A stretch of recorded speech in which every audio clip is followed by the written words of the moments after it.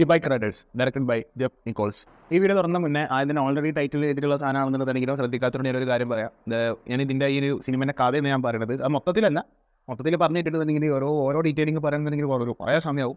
അതുകൊണ്ട് ചുരുക്കിയിട്ട് സിനിമയുടെ ഔട്ട്ലൈനാണ് ഞാൻ പറയുന്നത്. അപ്പോൾ അതിൽ ഫുള്ള് സ്പോയിലേഴ്സ് ആവും. അപ്പോൾ സിനിമ കാണാത്തവരുണ്ടെന്നുണ്ടെങ്കിൽ കാണാൻ താല്പര്യമില്ല, പക്ഷേ അതിൻ്റെ കഥ അറിയണമെന്നുണ്ടെങ്കിൽ ഡെഫിനറ്റ്ലി അത് സിനിമ കണ്ടവർക്കും ഈ വീഡിയോ കാണാനില്ല. അതല്ലാതെ സിനിമ കാണാൻ പോകുകയാണ് സ്പോയിലിംഗ് ഒന്നും പാടില്ലാന്നുണ്ടെങ്കിൽ ഈ വീഡിയോ കാണണ്ട. ഓക്കെ, സിനിമയിൽ മെയിൻ ആയിട്ടുള്ളത് 3 ക്യാരക്ടേഴ്സാണ്.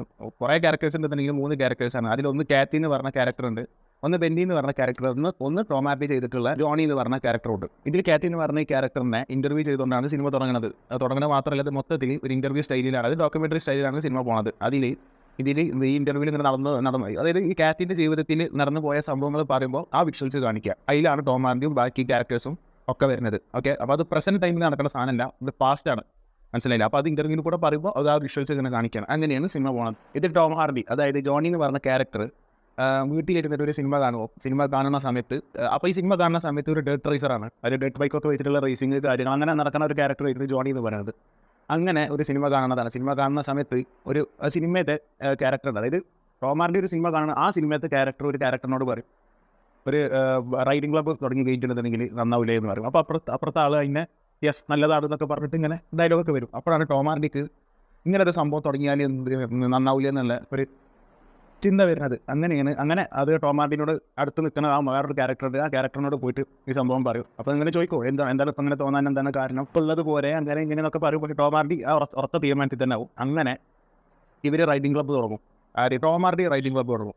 അതിലേക്കാണ് പിന്നെ ബെന്നി എന്ന് പറഞ്ഞത്, പിന്നെ ബാക്കി ക്യാരക്ടേഴ്സും ഈ റൈഡിംഗ് ക്ലബ്ബിൽ പിന്നെയാണ് ജോയിൻ ചെയ്യുന്നത്. അങ്ങനെ ഈ റൈഡിംഗ് ക്ലബ്ബ് എന്ന് പറയുന്നത് അതായത് നമ്മളിപ്പം കാണുന്ന പ്രൊഫഷണൽ ആയിട്ടുള്ള റൈഡിംഗ് ക്ലബ്ബ് അല്ല. അത് ഹെൽമെറ്റൊക്കെ ഇട്ട് ഭയങ്കര സെറ്റപ്പിൽ ഭയങ്കര സേഫ്റ്റി ഒക്കെ നോക്കി പോകണ അങ്ങനത്തെ റൈഡേഴ്സുള്ള റൈഡിംഗ് ക്ലബ്ബല്ല. നിയമൊക്കെ പറത്തിക്കൊണ്ട് വണ്ടി ഓടിച്ചിട്ട് പോകണ കുറേ റൈഡേഴ്സുള്ള റൈഡിംഗ് ക്ലബ്ബാണ് ടോം ഹാർഡി സ്റ്റാർട്ട് ചെയ്തിട്ടുള്ളത്. ഓബ്വിയസ്ലി അതിലാരെങ്കിലും തൊട്ട് കഴിഞ്ഞിട്ടുണ്ടെന്നുണ്ടെങ്കിൽ വിവരം അറിയും. അങ്ങനത്തെ ഒരു റൈഡിംഗ് ക്ലബ്ബ് കൂടിയാണ് ഇവർ സ്റ്റാർട്ട് ചെയ്തിട്ടുള്ളത്. അങ്ങനെ ഈ സിനിമയ്ക്ക് പിന്നെ കുറച്ച് കഴിയുമ്പോഴാണ് കാത്തിൻ്റെ എൻട്രി വരുന്നത്. അതായത് കാത്തി കഥ പറഞ്ഞിരിക്കുമ്പോൾ കാത്തിൻ്റെ എൻട്രി ആ സമയത്താണ് വരുന്നത്. അങ്ങനെ കാത്തി ഈ റൈഡിംഗ് ക്ലബ്ബിലേക്ക് ഒരു ഫ്രണ്ട് മുഖേന വരുന്നതാണ്. റൈഡിങ്ങിനാണ് വരുന്നതല്ല, ഫ്രണ്ടിൻ്റെ ഒപ്പം വരുന്നതാണ്. ഒരു ബാറ് പോലത്തെ സെറ്റപ്പ് ഒക്കെ ഉണ്ട്. അങ്ങനെ അതിൻ്റെ ഉള്ളിലേക്ക് കയറുമ്പോഴാണ് ഈ റൈഡ് ക്ലബ്ബും കാര്യങ്ങളും ഈ സംഭവങ്ങളൊക്കെ അങ്ങനെ കണ്ടിട്ട് കാത്തിക്ക് പിന്നെ ഇങ്ങനെ കാണുമ്പോൾ ഇത് അങ്ങനെയാണ് ഇങ്ങനെ വലിയ താല്പര്യമൊന്നുമില്ല. പക്ഷേ അങ്ങനെ ബെന്നീനെ കാണും. ബെന്നി എന്ന് പറഞ്ഞ ഈ ക്യാരക്ടറിനെ കാണുമ്പോൾ ഓബ്വിയസ്ലി ബെന്നി എന്ന് പറഞ്ഞ ഈ ക്യാരക്ടറിനെ ഈ കാത്തിക്ക് ഇഷ്ടമാവും. ആ സമയത്ത് കാത്തി വേറെ ആൾക്ക് കമ്മിറ്റഡ് ആവും. പക്ഷേ അത് പല കാരണങ്ങൾ കൊണ്ടും അയാൾ വേറെ വഴിക്ക് പോകും. അവിടുന്ന് ഇത് തന്നെ പറഞ്ഞിട്ട് 5 weeks എന്ന് പറയുന്നുണ്ട്. 5 ആഴ്ച കഴിയുമ്പോൾ ഈ ബെന്നി എന്ന് പറഞ്ഞ ക്യാരക്ടറിനെ കല്യാണം കഴിക്കും. അങ്ങനെ കാത്തി എന്ന് പറഞ്ഞ ഒരു ക്യാരക്ടർ ഈ ഒരു റൈഡിംഗ് ക്ലബിൻ്റെ ഒരു ഭാഗമായിട്ട് മാറും. ഓബ്വിയസ്ലി ബെന്നിയുടെ കല്യാണം കഴിക്കണം, ബെന്നി ഇതിൻ്റെ വലിയൊരു ഭാഗമാണ്. അപ്പോൾ അങ്ങനെ കാത്തി അറിയാതെ തന്നെ കാത്തി ഈ ഒരു റൈഡിംഗ് ക്ലബ്ബും അതിൻ്റെ അവരെ കൾച്ചറിനായിട്ടൊക്കെ അഡാപ്റ്റ് ആയി തുടങ്ങും. ഇതിൽ ഈ ക്ലബ്ബ് റൺ ചെയ്യുന്നത് ടോം ഹാർഡിയാണ്. അപ്പോൾ ആർക്ക് ജോയിൻ ചെയ്യണമെന്നുണ്ടെങ്കിലും അത് ടോം ഹാർഡിനോട് വന്ന് ചോദിക്കണം, അതല്ലാതെ വേറൊരാളോട് ചോദിച്ചിട്ട് അങ്ങനെ വലിയ കാര്യമോ ഇതൊന്നും ഇല്ല. അപ്പോൾ ടോം ഹാർഡിയാണ് ഇതിൻ്റെ മെയിൻ, ഈ റൈഡിംഗ് ക്ലബിൻ്റെ മെയിൻ എന്ന് പറഞ്ഞത് ടോം ഹാർഡിയാണ്. അങ്ങനെ സിനിമ മുന്നോട്ട് പോകുന്നത്. സിനിമയിൽ കുറേ ലാഗും കുറച്ചൊക്കെ ലാഗും പിന്നെ പല സ്ഥലങ്ങളിൽ സ്ക്രിപ്റ്റ് സ്റ്റക്കായിട്ടൊക്കെ നിൽക്കണൊക്കെ ഉണ്ട്. അപ്പോൾ അതൊക്കെ ഞാൻ കട്ട് ചെയ്തിട്ടാണ് ഈ പറയുന്നത്. അങ്ങനെ ടോം ഹാർഡി റൈഡിംഗ് ക്ലബ്ബ് കാര്യമാണ് അങ്ങനെ മുന്നോട്ട് പോകുകയാണ്. ആ സമയത്താണ് ബെന്നി എന്ന് പറഞ്ഞ ഒരു ക്യാരക്ടർ, ഈ ബെന്നി ഉണ്ടല്ലോ, ഈ ബെന്നി ഒരു ബാറിൽ പോയിട്ട് മദ്യപിക്കുന്ന സമയത്ത് ഇവർക്കായിട്ടുള്ളൊരു ജാക്കറ്റൊക്കെ ഉണ്ട്.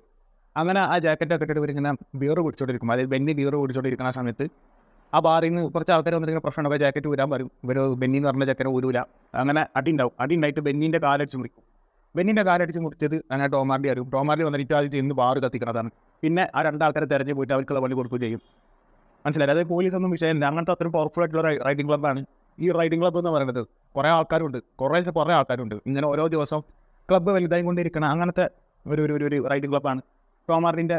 അങ്ങനെയായി മാറി. തുടക്കത്തിൽ അങ്ങനെ ഉണ്ടായിരുന്നു, പക്ഷേ പിന്നെ അത് അങ്ങനെയായി മാറി. അങ്ങനെ സിനിമ കുറേ അങ്ങോട്ട് മുന്നോട്ട് പോയി. അങ്ങനെ മുന്നോട്ട് പോയിക്കൊണ്ടിരിക്കുന്ന സമയത്ത് കുറേ യങ് ആയിട്ടുള്ള ചെക്കന്മാർ ഇതിൽ വന്ന് ജോയിൻ ചെയ്യും.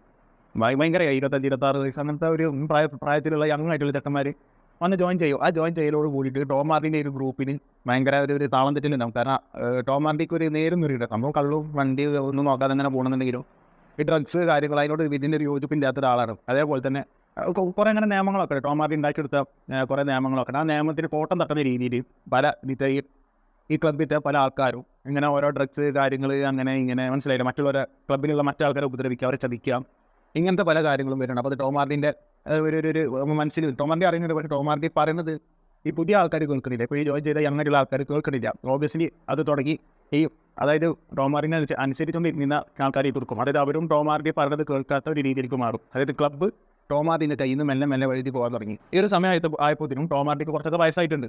അപ്പോൾ അത് ഒരു കൺസേണാണ്. പിന്നെ 20-25 വയസ്സത്തെ എനർജി ഇല്ല ആ സമയത്ത് ടോമാർഡിക്കും. പക്ഷേ ടോമാർഡിക്ക് ഏറ്റവും വിശ്വാസമുള്ള ക്യാരക്ടറാണ് ബെന്നി എന്ന് പറയുന്നത്.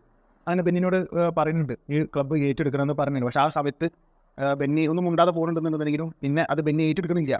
ബെന്നിക്ക് അതിനോട് താല്പര്യമില്ല. അപ്പോൾ ആ സമയത്താണ് ടോമാർഡി പറയുന്നത് എൻ്റെ കയ്യിൽ നിൽക്കണില്ല ഇതൊക്കെ ആ സമയത്താണ് പറയുന്നത്. പക്ഷേ ഈ സിനിമയിൽ തന്നെ ബെന്നി ഒരു ക്ലബ്ബ് ഏറ്റെടുക്കണില്ല. അപ്പോൾ ഓബ്വിയസ്ലി ടോമാർഡി തന്നെ അത് എങ്ങനെയെങ്കിലുമൊക്കെ ഒന്ന് കൂട്ടി പിടിച്ച് അങ്ങനെ പോകും. അങ്ങനെ ആ സമയത്ത് കോക്രോച്ച് എന്ന് പറഞ്ഞപ്പോൾ ഒരു ക്യാരക്ടറുണ്ട്. ആ ക്യാരക്ടർ ഇതിൽ ഒരുത്തിന്, അതായത് ക്ലബ്ബിൽ ഉണ്ടായിരുന്ന ഒരുത്തിന് കോക്രോച്ച് എന്ന് പറഞ്ഞ ഈ ക്യാരക്ടറോട് പറയുന്നുണ്ട് ഞാൻ വേറെ ജോലി നോക്കി പോവുകയാണ്, ക്ലബ്ബിൽ നിന്നിട്ട് കാര്യമില്ല എന്നൊക്കെ പറയുമ്പോൾ തന്നെ അവനെ ബാക്കിൽ നിന്ന് വന്നിട്ട് മടലും കൊള്ളി വെച്ച് അടിക്കണൊക്കെ ഉണ്ട്. ആ സമയത്ത് ടോമാർഡി പോയിട്ട് അവൻ്റെ കാലിന് വെടി വെക്കുന്നുണ്ട്. അതായത് ആ സമയത്ത് ടോമാർഡിയെ സ്ഥലത്തില്ല. പിന്നെ അത് അറിയുമ്പോൾ ടോമാർഡി പോയിട്ട് കോക്രോച്ചിൻ്റെ കാലിന് വെടി വെക്കാനൊക്കെ സീനുണ്ട്. അപ്പം അങ്ങനെ ചില ഈ കോക്രോച്ചിൻ്റെ ഒപ്പം ഒരു ക്യാരക്ടറുണ്ട്.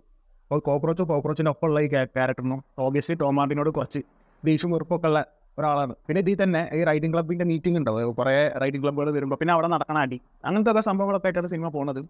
പക്ഷേ സിനിമ അങ്ങനെ പോയി കുറേ ചെയ്യുന്ന സമയത്ത് ഇതിൽ ഈ ക്ലബ്ബിൻ്റെ ഉള്ളിൽ ഒരു നിയമമുണ്ട്. അതായത് ടോമാർഡി എടുക്കുന്ന തീരുമാനങ്ങൾ അതായത് ഒരാൾ ഒരു സജഷന് വെച്ച് കഴിഞ്ഞിട്ടുണ്ടെങ്കിൽ ടോമാർഡി വേണ്ടെന്ന് പറഞ്ഞു കഴിഞ്ഞിട്ടുണ്ടെങ്കിൽ അത് വെല്ലുവിളിക്കുന്നത് എങ്ങനെയാണെന്ന് വെച്ചിട്ടുണ്ടെങ്കിൽ ടോമാർഡിനെ തല്ലാൻ വെച്ചിട്ടുണ്ടെങ്കിൽ ഒന്നുകിൽ ഫിസ്റ്റ് വെച്ചിട്ട്, അതായത് കൈ കൊണ്ടും കാലുകൊണ്ടൊക്കെ യൂസ് ചെയ്തിട്ടുള്ള സ്ട്രൈറ്റ് ഫൈറ്റ് പോലെ, അതല്ലാന്നുണ്ടെങ്കിൽ നൈസ് അത് കത്തി വെച്ചിട്ടുള്ള ജീവന് വേറെ പോണ രീതിയിലുള്ള ഫൈറ്റ്. അപ്പോൾ ഇതിൽ ഒറ്റ പ്രാവശ്യം അങ്ങനെ ഒരു ക്യാരക്ടർ വെല്ലുവിളിക്കുന്നുണ്ട്. പക്ഷേ അത് ഫിസ്റ്റ് വെച്ചിട്ടാണ് ആ ഫൈറ്റ് നടക്കുന്നത്. ടോമാർഡിനെയാണ് വിജയിക്കുന്നത്.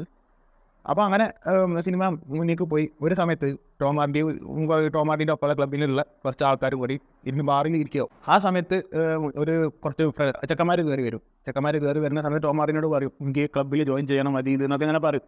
ടോമാർഡി പറ്റില്ല എന്ന് പറയും. കാരണം ആ ചെക്കൻക്ക് 20-21 വയസ്സ് അങ്ങനെ എന്തോളൂ. അപ്പോൾ കിഡ്സിനെ എടുക്കില്ല എന്ന് പറയും. ടോമാർഡി പറയുമ്പോൾ അത് ആ ചെക്കൻക്ക് അത്ര ഒരു ബോധിക്കണില്ല. അപ്പോൾ ആ ചെക്കന് ടോമാർഡിനോട് പറയും ഞങ്ങളെ വണ്ടി ഒന്ന് വന്ന് ആദ്യം കാണുമെന്ന് പറയും. വണ്ടി അപ്പോൾ ഇങ്ങനെ കാണാനൊന്നും ഇല്ല അത് ഇതെന്നൊക്കെ പറയും. അങ്ങനെ പുറത്തേക്ക് ഇറങ്ങുമ്പോൾ അങ്ങനെ ഭയങ്കര സെറ്റപ്പ് വണ്ടികളൊക്കെ ചെക്കന്മാർ ഉപയോഗിക്കുന്നത്. അങ്ങനെ അത് ടോമാർഡി കാണും.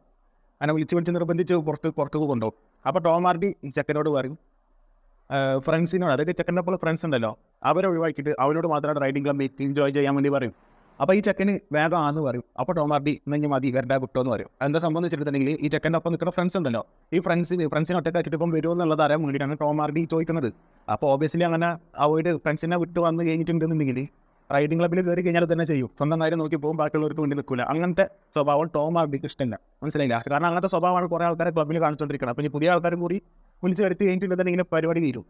അപ്പോൾ അതിന് വേണ്ടിയിട്ട് ടോമാർഡി പറ്റില്ല എന്ന് പറഞ്ഞ് തിരിഞ്ഞ് നടക്കുന്ന സമയത്ത് ചെക്കൻ തല്ലാൻ വരുന്ന സമയത്ത് ടോമാർഡിൻ്റെ കൈക്ക് ചെറിയ വിട്ടും ഉള്ളൊക്കെ ചെയ്യും. അങ്ങനെ ടോമാർഡി അപ്പോൾ തന്നെ തീർക്കും, അടിച്ചിട്ടാണ് നിലത്തിടും. ടോമാർഡിൻ്റെ പണി നോക്കി പോകും. അപ്പോൾ ഫ്രണ്ട്സിനോട് വന്നിട്ട് പോകാൻ പറയും.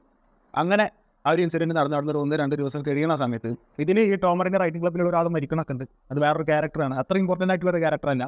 പക്ഷേ ക്യാരക്ടർ മരിക്കുമ്പോൾ ഈ റൈഡിംഗ് ക്ലബ്ബിൽ ജോയിൻ ചെയ്തിട്ടുള്ള ആരും ഫാമിലിക്ക് ടോമാർഡിന് ഇഷ്ടമല്ല. എന്തൊരു വില്ലനെ പോലെയാണ് കാണുന്നത്. ഓബിയസ്ലി അതങ്ങനെയാണ് ഈ സിനിമ പോകുന്നത്. അത് സമയത്ത് ഈ മരിച്ച റൈഡിംഗ് ക്ലബ്ബിൽ ഉണ്ടായിരുന്ന ഒരാൾ മരിച്ചല്ലോ, ഈ മരിച്ച ആളെ പാരൻസ് മരണ വീട്ടിലേക്ക് ടോമാർഡി ചെല്ലുന്ന സമയത്ത് മുഖത്തേക്ക് തുപ്പണൊക്കെയുണ്ട്. അപ്പോൾ അങ്ങനത്തെ സീനാണ്. അപ്പോൾ ടോമാർഡിക്ക് ഒന്നും വിഷയമില്ല, മൈൻഡ് ചെയ്യാതെ ഇങ്ങനെ പോകണം. ഒരു നല്ലൊരു ക്യാരക്ടറാണ് ടോമാർഡി ചെയ്ത് വെച്ചിട്ടുള്ളത്. അപ്പോൾ ഞാൻ പറഞ്ഞത് 1-2 ദിവസം കഴിയുമ്പോൾ ഇതേപോലെ ടോമാർഡിൻ്റെ അടുത്ത് ഈ തല്ലുകൊണ്ട ചെക്കനും ചെക്കൻ്റെ ഫ്രണ്ട്സും കൂടി വരും. വന്നിട്ട് വെല്ലുവിളിക്കും. അതായത് ഒരു പാർക്കിങ്ങിലോട്ടേക്ക് വരാൻ പറയും. അവിടെ വെച്ചിട്ട് നമുക്ക് കാണാം, നമ്മൾ വെല്ലുവിളിക്കുമെന്ന് പറയും. അപ്പോൾ ടോമാർഡി ഓബിയസ്ലി ചോദിക്കും പിസ്റ്റാണോ നൈസാണോ ചോദിക്കും. അത് കത്തിയാണോ കയ്യാണോ എന്നാണ് ചോദിക്കുന്നത്. അപ്പോൾ കത്തിയാണ് അവൻ തിരഞ്ഞെടുക്കുന്നത്. അപ്പോൾ ബാക്കിലോട്ടേക്ക് വരാമെന്ന് പറയും. അങ്ങനെ ടോമാർഡിയോട് പറഞ്ഞ സമയത്ത് വെയിറ്റ് ചെയ്തപ്പോൾ കുറച്ച് കഴിഞ്ഞപ്പോൾ പിന്നെ ഫ്രണ്ട്സ് വരും. അങ്ങനെ ഫൈറ്റിന് വേണ്ടിയിട്ട് ടോമാർഡി മുന്നിലേക്ക് ചെല്ലുന്നതാണ്.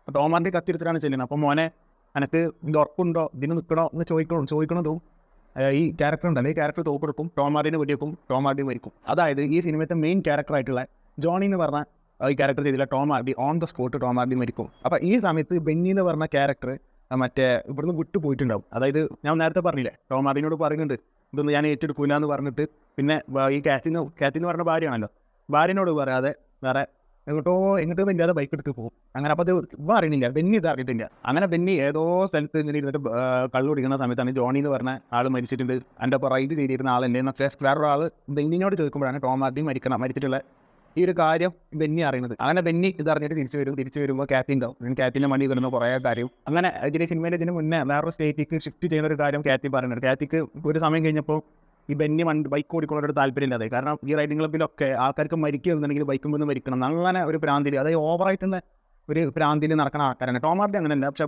ക്ലബ്ബിൽ വന്ന ഒട്ടുമിക്ക ആൾക്കാർ അങ്ങനെയാണ്. ബെന്നിയും അങ്ങനെയാണ്, മരിക്കുന്നുണ്ടെങ്കിൽ വണ്ടിമേലുള്ള ചിന്തയിൽ നടക്കുന്ന ആളാണ്. അപ്പോൾ ഓബിയസ്ലി അത് ഭാര്യയാണല്ലോ, അപ്പോൾ അങ്ങനത്തെ ഒരു കൺസേൺ കാര്യങ്ങളൊക്കെ ഉണ്ട്.